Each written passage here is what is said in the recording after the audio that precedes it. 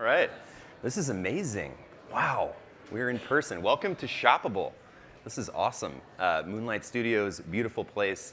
My name's Nick Weinheimer, as you heard the voice of God say there. I'm the GM of strategy at Skai. It is amazing to see some familiar faces, some of whom I've only seen on Zoom before. Others I'm excited to meet today. I hope you're as excited as I am to be in person. Behind me is a beautiful photo of ShopAble and about to be something else on the screen.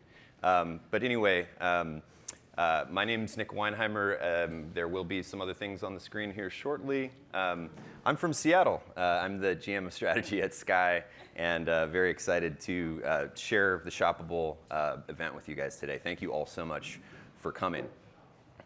If we can go back, please, to the start of the show, that would be great. Hey, look, there you are. So this is a large photo of myself that you can see here in 3D. I'm from Seattle over the last 24 years. Before that, grew up in Michigan. My wife and I had a chance to spend a lot more time there over the last couple years, as I assume some of you were able to get back with your family. This is my little son, Owen, who's about to turn a year on April 4th, and my dog, Rafa. Just wanted to share a little bit about myself. But we're here to talk about retail media. Few people know that Kenshu, which is the name of our company that we just rebranded from to Skai, started as some guys building a comparison shopping engine in a coffee shop in Tel Aviv. Pretty quickly, they found there was a challenge in scaling traffic acquisition from Google and built some technology to do that more efficiently. Pretty rapidly, they were discovered by the venture capital groups in Tel Aviv, and very quickly became engaged with a lot of the largest retailers in the US as design partners, the likes of Zappos, Best Buy, Macy's, Home Depot. And it was through the partnership with those retailers that they really scaled up the enterprise search platform that was the foundation of Kenshu's history. So it was a natural evolution in 2016 when Paul Kotis from Amazon, who led the advertising business from its earliest stages, called Yoav, our CEO, and said, hey, Kenshu, we're about to blow up. We're going to open up an API ecosystem, a lot like what Google has, and we think this is going to be big, and we think you guys should invest and partner with us. And we obliged. We were an early design partner and launched with Amazon, went generally available with our product in 2017, and since then, retail media has exploded. And as is our focus, on commerce across the entire commerce continuum, which I'll talk a little bit about in a second. And what that meant for us after this long history and these roots in retail became this rebranding to Skai on the heels of an acquisition of a data company called Signals Analytics, and we've just tripled down on our focus on commerce in general. More than half of our company is working to deliver this future of connected commerce to brands and retailers. We're bullish about the growth that we're seeing in the space. I know a lot of you are. There's so many of you that are here to support these conversations today. We're really excited to discuss this future with you. I wanted to start briefly, though, by talking about my history, in a family of knowledge seekers. My grandparents, Mary Lou and Tom Fennell, were both college professors. They were lifelong learners. And I lived with my grandparents when I was growing up on a college campus, and really just absorbed that love for lifelong learning. And I'm really proud to be a part of an organization that is really rooted in its values: passion, innovation, integrity. But most importantly to me is this value of humility. And I think for us, humility is this principle that we bring today to you. We want to learn with you. We want to sit with you. We know there are some insanely bright minds. Even if you were there last night at the speaker's dinner, it's very clear that you're going to hear a lot of really exciting things. So we're humbled, yet bullish about the opportunity. But I do want to take a moment to kind of recognize how privileged we are to be in this space, to be back together after such a long time of being isolated behind screens. And also to recognize, the 6 million folks who succumbed to the pandemic in the last couple of years, some of those being loved ones of ours. So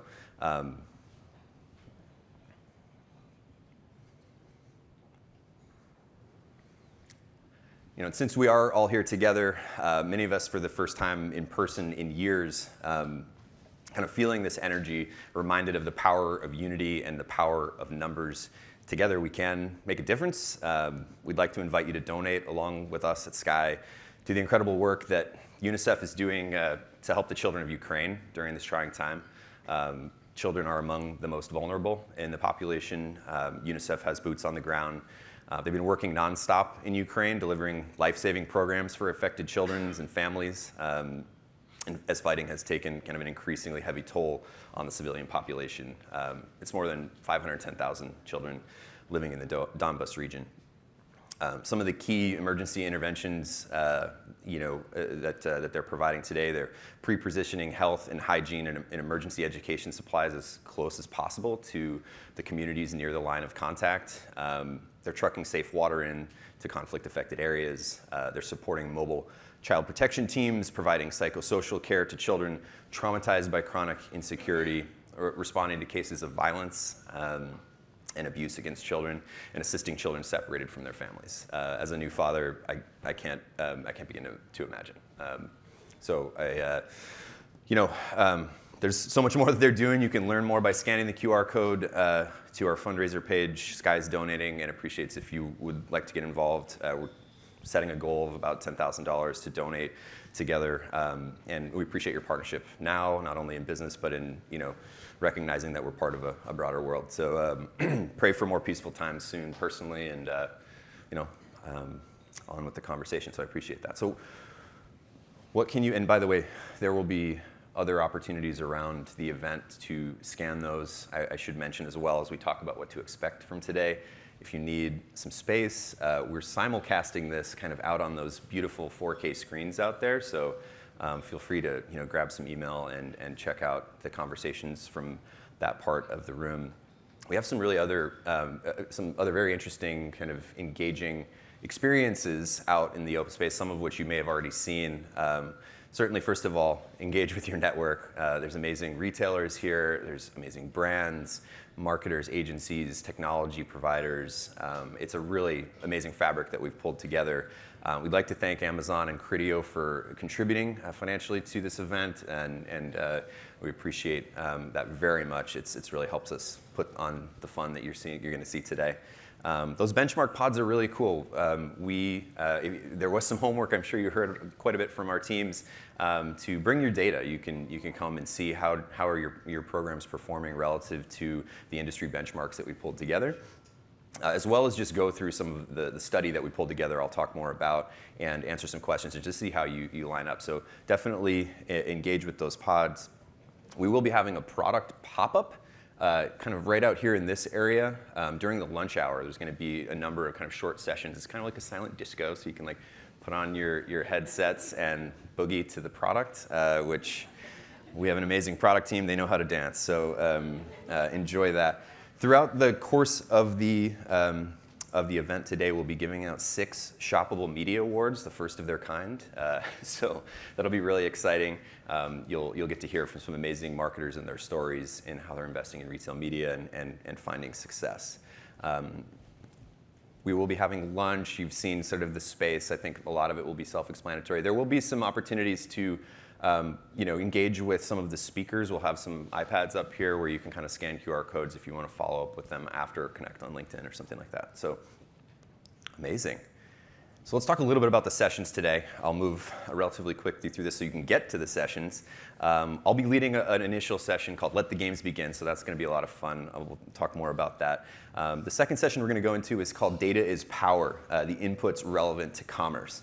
Megan Harbold, our Vice President of Product Marketing, will be leading that conversation. We're really grateful to have Samantha Bukowski join us today from Group M, as well as Morgan Shemish, the Senior Director of Marketing and Global UX at HP. This third conversation you're going to hear today is called Omnichannel Unwrapped. Jim Wazinius, our VP of Client Success, is going to be guiding that, with Rory Foster, Director of D2C Innovation at P&G, which is something we're going to talk a little bit about as we talk about the continuum of commerce. Katya Colston as well will be joining the conversation. We're very excited to have her. She's from Central Garden and Pet. The fourth session today, we're going to hear a little bit more from the Skai team. Our Chief Growth Officer, Gil Sada, will be joined by Noah Rykov, our VP of Product Management at Commerce, as well as Melissa Behringer, who leads expert services for a lot of our commerce clients. Just promises to be a good conversation. And the fifth will be a really exciting one. I'm excited about the format. This is kind of a debate style with lecterns, so it should be a lot of fun to insource or to outsource. Should be great to hear from Paul Gelb, who works at Bayer, large brand, and Zach Weinberg, who works at Reprise Digital, an agency. So there should be some interesting perspectives here. Look forward to digging in on that one with Hannah Blackburn leading and moderating, the conversation. So that's a little bit about what to expect. If okay with you, let's dive right in. Let's let the games begin. What I'd like to start with is bringing you back. I introduced you to my grandparents. In the early 90s, when I lived with them, my grandfather and I would, every other Saturday or so, we'd get into his Ford Aerostar and we would go to Sam's Club. This is a guy who was raised in the Great Depression. He was fascinated with the evolution of retail, with the abundance that especially these big club stores had available. It was one of my favorite parts of the month was to go to Sam's Club, fill up the Sam's Closet. He loved the technology section and the endless selection, the deals, the bulk. He was delighted by innovation. He would often go into the technology section and be like, "Hey, Nick, look, here's a TV on sale for $1." And I'd be like, "What? Let me see that." I says, "Well, it says the volume stuck on full volume." He's like, "Well, I can't turn that down." Which I think is where I learned my love for dad jokes, or maybe granddad jokes. And if you work with me at the company, I put people through a lot of bad dad jokes. And it's great because Zoom's on mute, so you get the silent response, which is thank you very much. My wife gives me the courtesy laugh sometimes, but that's about it. But look, promotions, shopper marketing, the samples you get when you go to Costco or to Sam's, it's not new for brands to be represented, to spend shopper dollars, to have opportunities to promote themselves, coupons, et cetera, within the retail environment. But groceries coming online in a big way. Obviously, we've seen that accelerated by the pandemic. E-com adoption, 5 years in 2 months at the beginning of the pandemic, and we're seeing some sustaining, not just sustained levels there, but continued growth. And Amazon has been and continues to be blazing the trail in terms of a customer-obsessed approach to the evolution of e-commerce. So retailers and brands, they're redefining what innovation looks like in this new connected commerce world. And the industry is very keen to understand what is happening here. All of these publications are watching us, are asking us, are reaching out, what's happening, what's new? You guys have an independent perspective. You're talking to all these retailers and brands. You've been working with them for a long time. What's the next innovation in audio formats, or what's going to be happening for the in-store shopper experiences? And the world's taking notice. They're seeing this paradigm shift happen. They're delighted, they're enamored with this disruption of this century-old status quo in retail. It's fascinating. I mean, it's unrecognizable from where I was when I started my career working with retailers in advertising technology. It's a real paradigm shift. And I think one of the best ways to explain this paradigm shift is to talk about this notion of the commerce continuum. On one end of the spectrum, you have kind of your classic brands. On the other end, your retailers. And I kind of put the D2Cs in the middle. They retail their products on their own branded site, but increasingly, brands are acquiring and developing D2C strategies. We're going to hear from Rory at P&G about what that looks like. Retailers are scaling private label brands. They're widening their margins, leveraging those brands. They're scaling They're scaling their own marketplaces. And D2C's facing kind of rising customer acquisition costs. It's not just, hey, stand up a strong Facebook ads play and you're going to be good to go. They're diving into classic retail strategies to grow their business. They're partnering more closely with retailers. They're scaling more on marketplaces, right? So there is a lot of movement across this continuum. There is no kind of clearly defined silo around who these entities are. They all have a lot of the same problems. They're fundamentally trying to sell products to consumers online, and they're just kind of wearing different hats, different days, and trying to grow. So this is all, of course, being accelerated by this little thing called retail media, which is arguably the most key lever for taking meaningful retail action. So it's that paradigm shift that really brings us together that has created ShopAble. For the first time ever, we're really putting on a very focused commerce advertising retail media conference. And throughout this entire event, we're going to be highlighting a lot of insights that we collected from you guys, from the marketers, from a study we did with our partners at BWG Strategy on the state of retail media. You guys responded. We aggregated that into some interesting insights. And it's from these insights that you guys highlighted that we kind of created the agenda that we have today. So after the event, you'll be getting the full report. It's very exhaustive. We hope you'll take it, use it, give us feedback on it.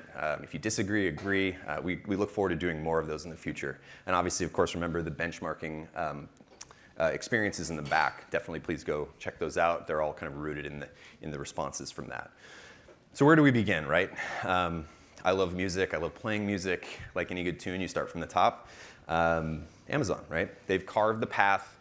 They are the gold standard in retail media today. They're a pure play player. There are a lot of different retailers out there, but the acceleration, the adoption, the innovation, a lot of that has started with Amazon, right?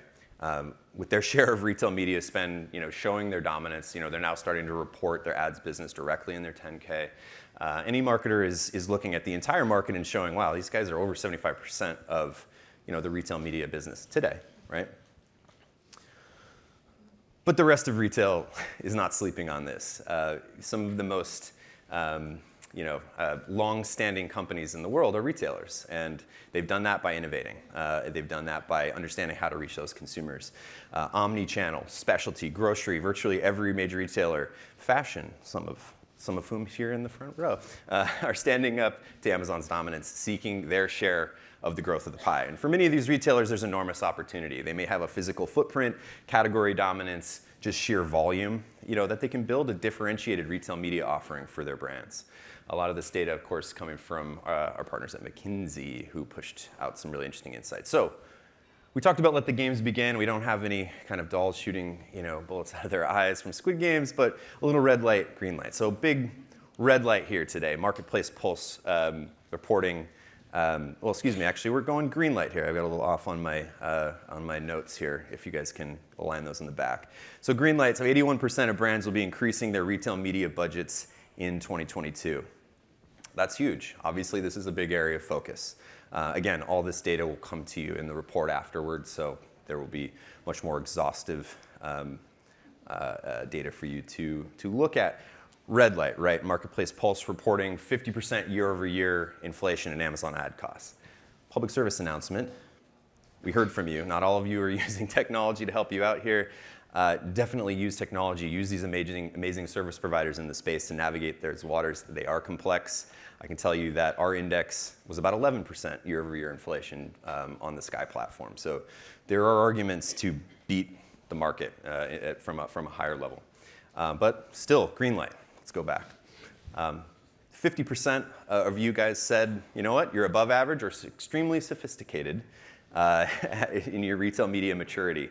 Good for you. There's always room for improvement. We're always trying to improve ourselves. The other half of you, welcome to ShopAble, right? We're all gonna learn from each other. We're here in all humility. It's your first step on your journey to retail media sophistication. So, but red light, supply chain issues, right? We're all facing it. Geopolitics.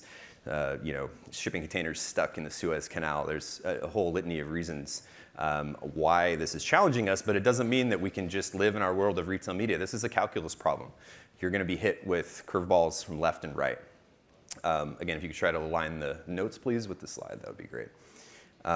Green light.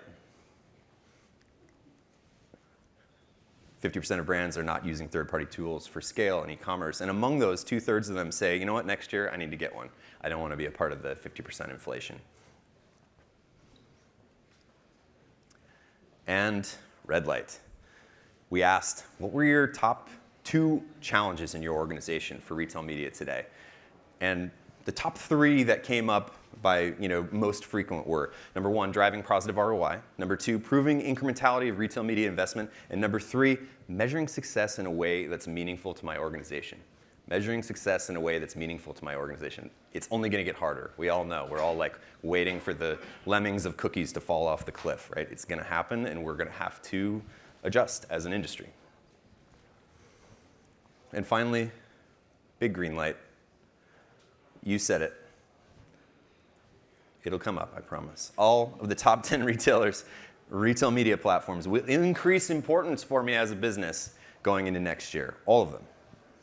Obviously, there are a couple outliers in this case. Certainly Target and Walmart are really moving very quickly on their sophistication. You guys said those are kind of going to be increasing in performance faster. And there's some interesting insights in seeing some of the specialty retailers in specific categories, in the hard lines and home, and with Lowe's and Home Depot being pretty strong growth as well. So clearly, everybody is focused on improving their retail media businesses going into next year. So let the games begin. So first of all, I have no torch to light some, amazing torch, and it really made me think of Ted Lasso when Coach Beard said, maybe we should do this outside. I don't know if any of you guys watched Ted Lasso, but that made me think of it. I love that character. And nor do I have 50 billion won to give away with our ShopAble Media Awards. And by the way, when I watched that, I was like, how much money is that? And I literally had to Google it, and I was like, okay, it's 38 million. So in case anyone was wondering. But let the games begin. This is a super fascinating group that we've brought together here. I can't wait to continue the conversation. So without further ado, I'd like to welcome up my first panel, which I will be guiding in an interesting conversation where we talk about more broadly retail media before we dive into some of these sessions. So panelists, please come up and we'll get you guys situated in chairs. It's always let the shopping spree begin.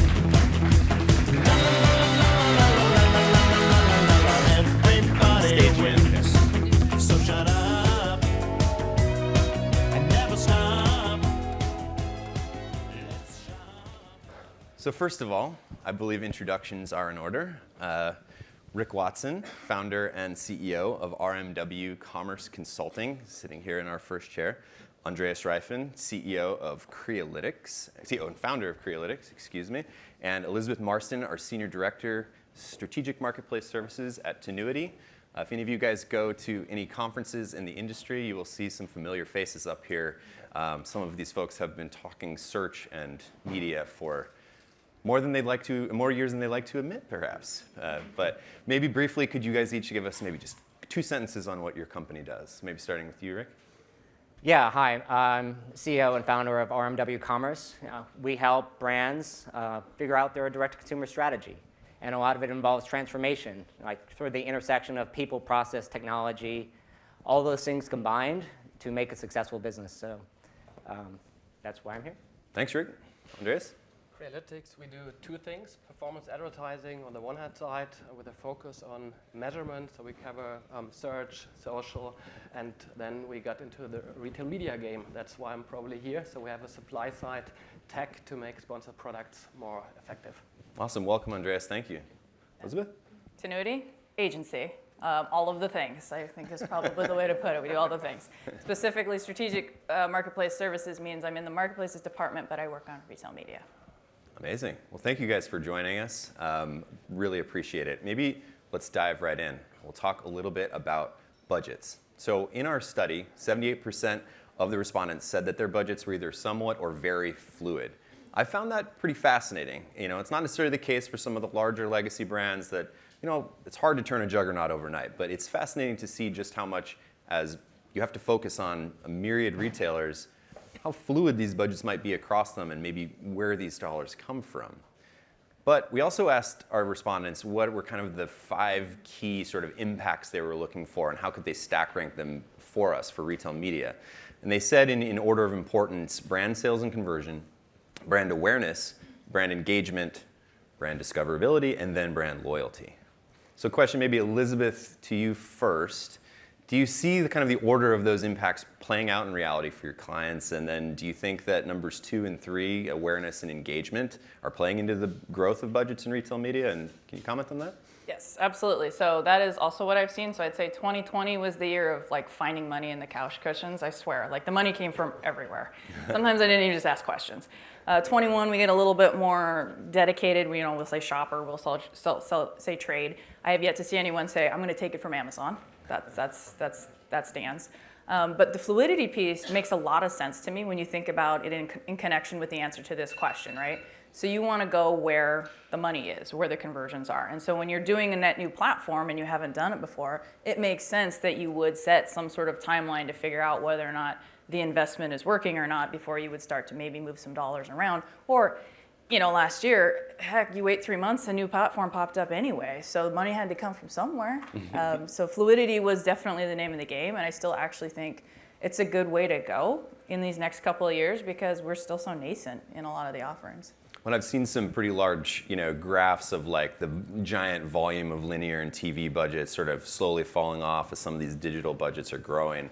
Budget sourcing, I mean, are you hearing kind of anything around those trends from your clients? It's still a lot of shopper and trade is what I'm hearing, but what I'm expecting to see is paid search and social start to work its way over. And in fact, just even last month, I was at a conference, believe it or not, and it was a room of paid search folks that mostly make their living through Google, and I told them, I'm coming for your budgets. I'm coming for your money. I mean, let's think about it. How much more valuable is it that point of sale, if I can get them to start their search on Walmart or Target directly, do I need them, especially for fast-moving consumer goods or something, to start their search in Google? That's weird, right? Does anyone search for toothpaste in Google?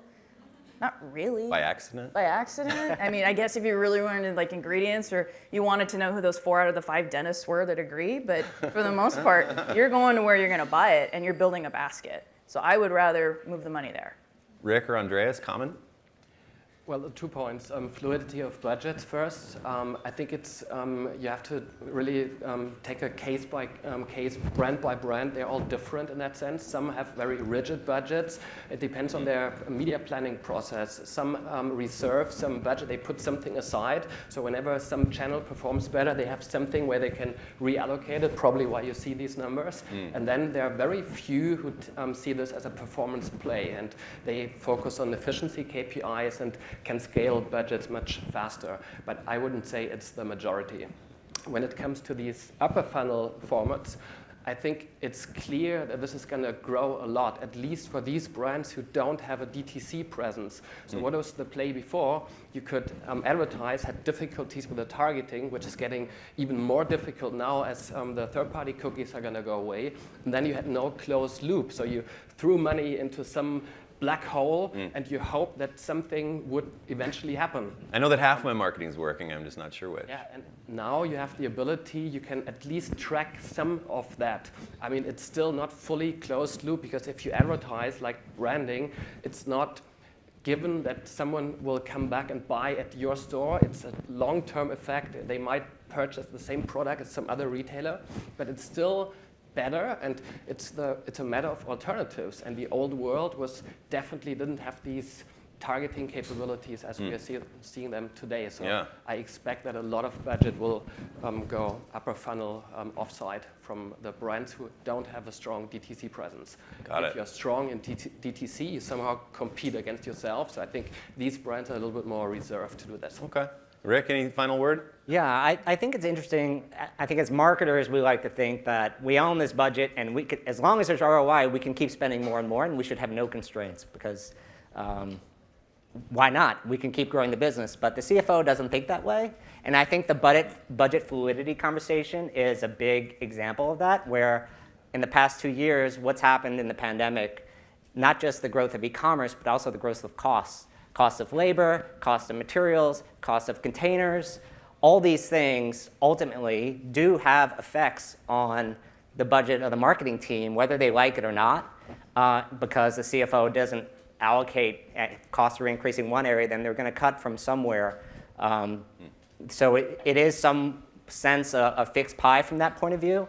Yeah, that's great. So maybe let's switch gears a little bit, because we definitely heard from the respondents just how important measuring success is for those organizations, especially across multiple retailers. So remembering those responses previously, 44% say driving positive ROI is their biggest challenge. 33% say proving incrementality, and 29% say measuring success in a way that's meaningful to my organization.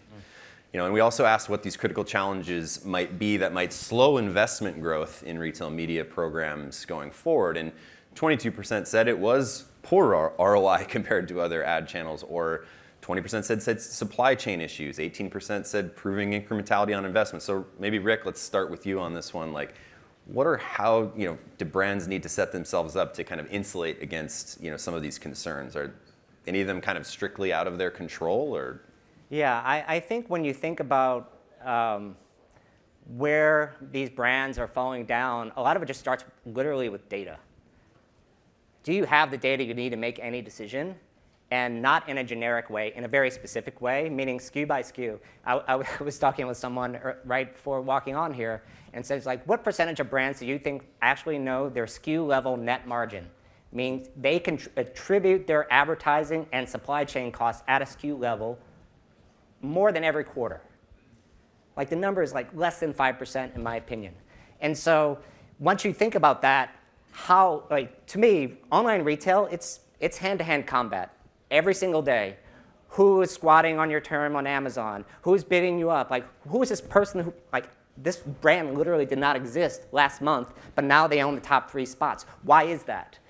If you don't know your profitability, you can't understand, does it make sense for me to chase them or not chase them? Should I be pulling back? Should I be raising prices because my stock levels are running low so I can, boost up my margin a little bit? Or things like that. Maybe some things that are outside the organization, if a brand is facing sort of a breadth of retailers that they have to invest in, I mean, what are some of these externalities that could be big challenges for them? Yeah, I think the externalities for investing in larger retailers is just, most brands need to start simple. Like, can we prove value for the channels that we're in and not be in 15 channels to start out? If we haven't nailed, like, to me, most brands, if you haven't nailed Amazon, you should probably stop thinking about everything else. And it's probably not going to be the most popular opinion on maybe even the panel or the whole place. But to me, 10-to-1 ROI over every other channel, and this from the size of the market. But let's figure out Amazon for a couple of years and make us successful there. And then we can start branching out and being successful, because the reality is most media teams at a brand, 2 or 3 people.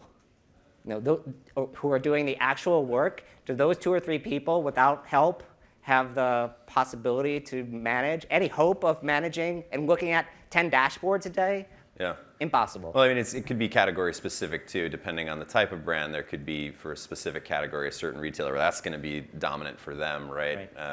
So certainly some different perspectives. And also, if you were first to adopt something on Amazon, that's true for the rest of retail now. If you're early there and you're an organization who can adopt a test and learn approach, you might get some of that first mover advantage. So I think there's kind of 2 sides to that coin. Maybe Andreas, any comments there? Yeah, I think measurement in general is sort of the holy grail of any sort of advertising. And if you take a look at the old world, like what we did on, not retail media, but what we did with Google and Facebook, the tracking methodology we got used to is somebody clicks on some ad and purchases, and we somehow presume that the purchase was triggered by this click on an ad.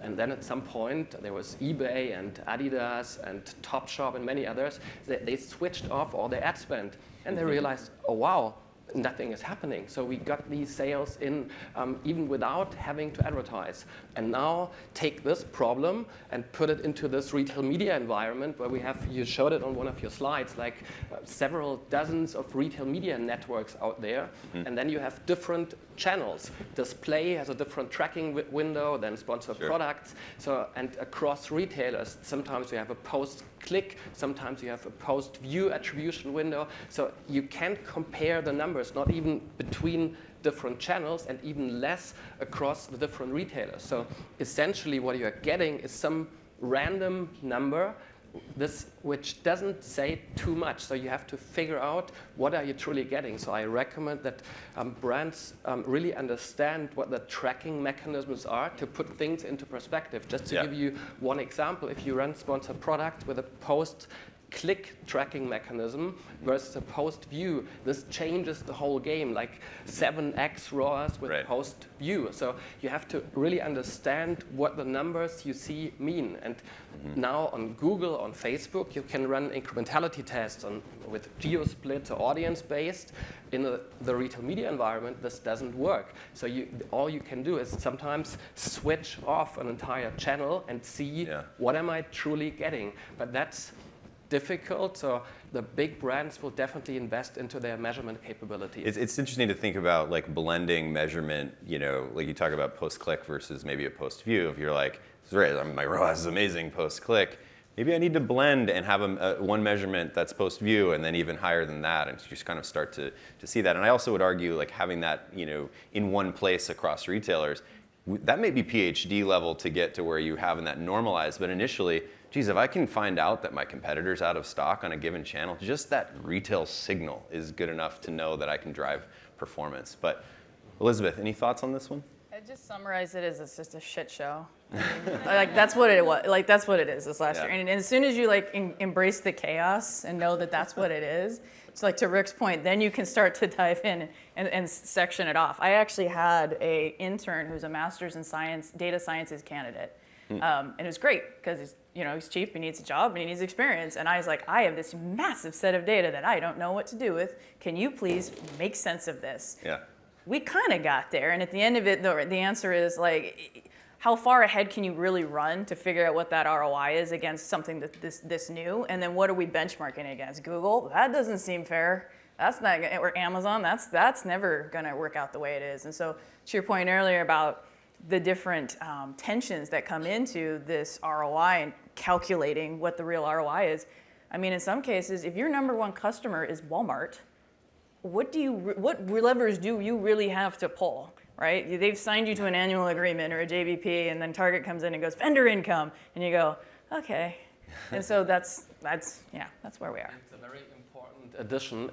It's not just a media play. It's some relationship thing, somewhat media, but you wouldn't pull back entirely because you have to maintain these relationships. And that's a slight difference between spending money on Google versus spending money on Walmart or on any retail media network. If you're 98% in store, you're like, okay. Yeah. I'm still stuck on the shit show comment personally, but I mean that's I've been to I grew up in the Midwest. You've seen pigs dressed up at fairs. It's the true lipstick on a pig situation. But no, it's a great comment. So let's switch gears a little bit to kind of retailer breadth, formats, prioritization. So we'll reiterate again, all of you guys said in your respondent to our survey that all of these retailers are increasing in importance year over year for you. The largest increases, right, I already mentioned, we've seen Target and Walmart, they're advancing their programs. We see a lot of other retailers advancing their programs. You saw the McKinsey report, 12 plus of them that are just launching this year. As these retail media networks evolve, not all of them have kind of the full funnel engagement type ad types that we're seeing on Amazon, and not all of them are DIY where your great agency can go leverage those, and a lot of them you kind of have to throw the money over the wall, right? So when we kind of look a little deeper into your responses around how important certain ad types were for your business year over year, by far and away, kind of more of these immersive ad types were more important to you. Video, audio, influencer display kind of following on there. These immersive ad types are really important. So maybe Andreas, I'll start with you for this question. How do you think that investing in these more innovative ad types is going to kind of challenge brands in the coming year? And given kind of the breadth of retailers and sort of the varying levels of sophistication of their ad stacks, what are we going to see? I would first of all differentiate between on-site and off-site. I think when I mean, ultimately we have three parties in that game, right? It's the user, we have the retailer, and we have the brand. And we can't do things that are good for one of these parties. We need the triple. When it comes to on-site, the question is not only do the brands like these more branding sort of formats, do the users respond to this? Does this eventually drag the conversion rate down? So ultimately, these retailers still want to get their products across while they advertise. And I think there's more focus on keeping conversion rate up in the future than it was before, where you had a siloed approach. You just try to monetize as much as you can. When it comes to offsite, it's totally different because they can run the same video format they run on other channels now in a closed loop. And this is pretty clear that this is going to work out. On-site, let's see to what extent we will enter some store and just see videos all over the place. I'm not so sure about it. I mean, we've seen one of the ways that Amazon has innovated over the years and certainly promises to be the gold that a retailer has, and that's their first-party data. When you guys are targeting on Amazon DSP, you're using the world's best structured data around what people have bought and what they're going to buy. And those audiences are extremely valuable. And as cookies go away and third-party data is no longer your targeting mechanism, you will need retailers to go, and especially as you think about buying in the upper funnel. So maybe Rick, do you have any follow-up thoughts on this one before we dive into some tactics? I think it's really interesting if you look at sort of what the future is. Maybe a crazy idea, but I think we're like moving towards a Minority Report type world where you actually, every surface is a place that you can put an ad on. And you'll need to know who's looking at that ad, where they are in the funnel, in their purchase journey. This is where all this media networks, to me, the idea of a retail media network, it's too specific. It's just media networks. Because if you look at Afterpay, Klarna, is that a retail media network? No, but you can do the same things there, actually now, that you can do on some of these retail platforms and get the same kind of first-party data. So that every surface will be programmable, and you'll be able to understand what customer is looking at that. So. Yeah. I mean, we were having a conversation specifically about this, about your Minority Report comment, which I think is a great analogy. If you've ever gone to do a pickup for a product at a Target, which we've seen their statistics, 95% of their fulfillment coming out of these physical stores, these old retail environments, and it's that customer service portion of the Target, it's like empty hangers and like return damaged goods, and they've sort of kind of refigured that as where you go to pick up your order, and then they've cleared some shelves to, it's the future of that. Think about making that experience amazing. Think about walking through a line where you like tap in and you identify yourself, and as you go past screens, you're getting very personalized, upsells from Procter & Gamble saying, hey, you want some toothpaste with that? Because like 6 weeks ago you wanted it. Like, you good? So I think that's definitely, going to be a huge opportunity going forward, especially as we look to scale this. So maybe going more specifically into tactics, Elizabeth, I'd love to kind of dive in a little bit more. So we did talk to you guys, the respondents. A lot of you said, that algorithmic product targeting was becoming a primary strategy. It was interesting to see 13% say that was primary. 30% still say keyword is primary for them, and 24% say audience and consumer behavior targeting, which to me speaks to some of the data we saw around the formats that are interesting, right? DSP, video, TV, where those audience and behavior targeting options really exist. And to be fair, a third of respondents said, look, it's mixed for me, right? Which makes sense. But maybe can you comment on the shifts you see here and what that means for your clients and some of the marketers in the room? I think it depends on who answered this and what platforms they're on, because product targeting means Promote IQ and Kroger and Home Depot, and keyword targeting is what everybody has, and audience is probably more towards the Amazon set, right? So you can start to break it apart by Sure. what people have. But relatively a combination of above should have been 100%, I guess. But I'd say there was an issue there. Gen Z and Gen Alpha, they're going to require us to do the video, to do the immersible, and that's fine. I can live with that. But keyword targeting, I mean, it's still always going to be there as long as physical, like type it in a box search exists. I would say like the retailers have a far way to go still on the video ad formats in terms of availability. What I really like right now is the launch of the agnostic DSPs. So now you get to activate with the retailer first-party data in a mature platform that has been around for a little while and that maybe people already know how to use. And so I like that from a scaling perspective, but also to the earlier question about returns and being able to close the loop and being able to really see who it is that you went after. And in some cases, we have seen some success with not using the retailer's first-party data. I said it. So sometimes in these mature platforms, they do have third-party audiences like the Trade Desk. Why? I mean, it's new, so you could still say there's a lot of opportunity with what is already available. You don't have to go build out all these lapsed purchasers, previous brand purchasers, propensity, whatever. Sometimes you can just go get people in the category.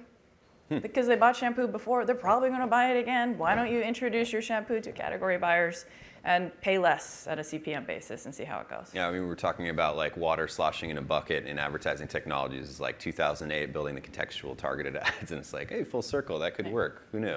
Andreas, Rick, comments on this before we move on? Yeah, just quickly, I think we've seen this evolution already. If I see here keyword targeting and product targeting, I mean, Google in the early days, this was keywords. 2014, Google Shopping came out and they got rid of the keywords. And there's a very simple reason. You can either manage your 15 million keywords or you manage your product feed. And it's pretty clear that going forward at some point, AI, machine learning will take over. I don't see brands in 5 years managing 10,000 of keywords to run their sponsored products. Yeah, there will be more automation. Of course, there will be audiences being layered over this, but yeah.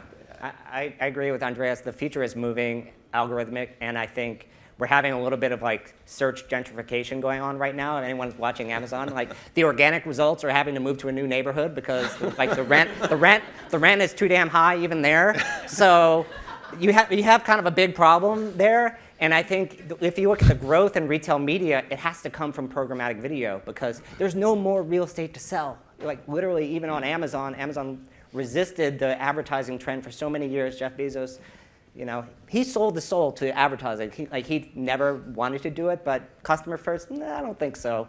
On that side, so. Yeah, that's an interesting perspective. I like the real estate analogy. Supply and demand, it's all economics, I guess. Moving ahead, I did Von Trapp family moving ahead. There we go. All right.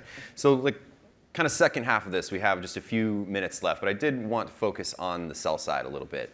You know, relationships between brands and retailers, we've already talked, they're in the midst of this paradigm shift. The continuum is more fluid than it ever has been. We talked about retailer data being the gold that's available to these marketers. Brands are speaking more directly to their consumers through these marketers. I mean, it's you know, the relationships are changing, right? Supply chains are challenging. The age-old dynamics are being kind of turned on their head.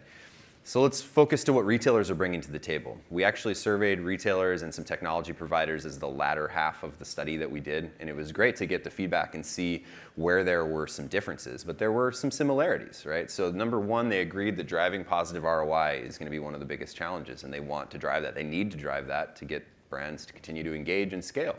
Measuring success in a meaningful way to my organization was second. I love that. It's so important to all of us. We have to make sure we're telling the story right. We all have people that need to understand this calculus. Rick made a great post recently, if you don't follow him on LinkedIn, talking about the translators required in organizations to help the rest of the organization that doesn't eat, speak, and breathe what you do, why it's important and how it's accretive to your business. But the third that was interesting to me that was a departure was getting the data needed to make data-driven decisions. And you already alluded to this, Rick, so maybe you can comment here first. Even that post that I mentioned, you talked about this analogy of like data is the new crude oil. And we've seen Amazon's willingness to kind of open up the kimono a little bit more, but other retailers, you know, they're following suit, but there's still some massive gaps and blind spots. Can you kind of comment? Yeah, I think the big thing that the brands are looking for is the shopper ID, period. They're looking for who the customer is, and they're looking to understand the behavior of that customer over time so that you can follow them from the first ad exposure all the way through purchase, not even within a certain retail media network, but also across retail media networks, because you understand, like, this is a consumer. This is not someone who's participating in a funnel. They're doing research sometimes, they're trying to find new brands other times, and I think a lot of people forget about that when you look at, okay, our goal is conversion. Well, no, your goal isn't always conversion. Your goal sometimes is just information. Like, hey, we're a new brand, maybe you should read more about us. And that's success from a marketing point of view. And I think, so I think that's sort of one side of the equation. The other side of the equation is like, most brands don't know what to do with data, period. Data is still an IT project, and we all know about IT projects. You can't get any of them out of the silo. And good luck moving the IT team, because are they tied to revenue? Nope. Are they tied to your merchandising calendar? Nope. So what do you do as a marketer? You're basically like praying for manna from heaven or something. You're essentially wandering in the desert. So it's a challenge. Yeah, absolutely. So Elizabeth, Andreas, you guys are, come from the classic world. You built your careers within Google. You've seen a lot of these. I mean, look, Google, you go type in a keyword and the screen disappears. No, but you type in a keyword and you know the exact volume of that term, right? There is a bit more of a tenuous sort of constant negotiation between brands and retailers. They're not always going to share all of the most important data. They're not, and retailers for their part are not pure ads businesses like Google and Facebook are. So they can't show all their cards, right? So what are we looking at here? Which of you, I mean, go ahead, Elizabeth. Sure. So it's tough because I think part of that has to do with the organization's comfort level in that data and that governance. And I think that's where Google and Facebook, those kind of places they're used to it. But at the same time, and this has been my argument back to some of the retailers is, well, Google does it, and they're also publicly traded, and they also have investors. So like, what's really the holdup? It's to Rick's point, it's the investment in and the willingness to get comfortable with as an organization is what the story is going to be and what it is you're going to release and the value that it's going to provide. And again, getting it to tie all the way back to the dollars that it will bring in. And so in the end of the day, it always comes back. That's where I see a lot of the breakdown is that disconnect with the comfort and the capability and the investment to do it. Because it's easier not to, obviously. But I have noticed that through constant pestering, you can get things. And if we all ask all the time, eventually we should get there. Absolutely. That's good. It's good pressure to put on, right? In a friendly way, consistently for 4 straight years or longer. I am annoyingly persistent. Andreas, any thoughts there? Yeah, I think it's we don't have a technological problem here. I think we could definitely deliver much better measurement, but as long as poor methodology pays off for me as a publisher, I'm not gonna do that. And this is something we see. What is the impetus here? Yeah. I mean, you see sometimes you have off-site display campaigns, and then you take a look at the numbers and you see it's not even deduped. So you see a ROAS of 12 and you start deduping it and the ROAS is 0.5. So as a publisher, as long as brands don't do what you just said, don't question that, you keep running with that. There's no need to change anything that delivers higher budget. So as long as brands buy into the numbers they see, no matter how inflated they are, nobody's going to change this. So it's over time we're going to see more pressure from the brands, what you just said, demanding better data. And yeah. Maybe I can switch gears with you then, because you had mentioned at the top that your organization does actually also provide a supply-side technology for retailers. I did want to ask where, and we've talked a little bit about kind of the varying sort of sophistication of these retail media programs. A lot of that is the underlying tech. So what do we see in, maybe in the last couple minutes of where do retailers need to go in this sloshing bucket of ad tech to kind of arrive at a paradigm where A, they're delivering value that isn't as questioned potentially, and B, they're kind of bringing the paradigm that brands have been asking for maybe many years.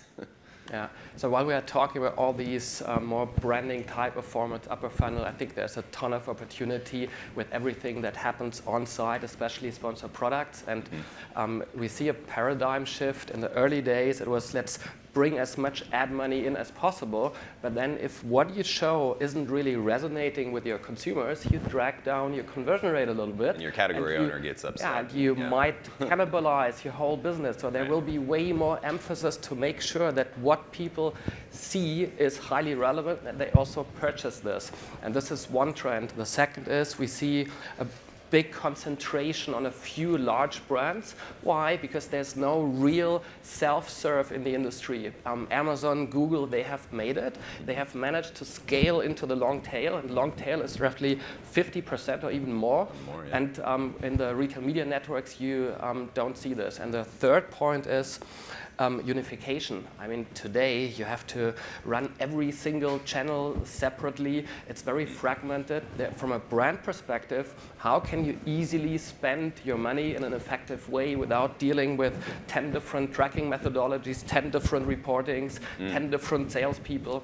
And that's another thing that's going to happen on the So you make side. a point about salespeople. These are retail organizations, a lot of them. Some of you are in the room and probably understand that your CFO is not going to give you just open headcount for the rest of the year as you want to grow. So there are a lot of limitations just in how the conveyor belt of the business operates, and not every solution you bring in is going to fit to exactly the conveyor belt that you're building.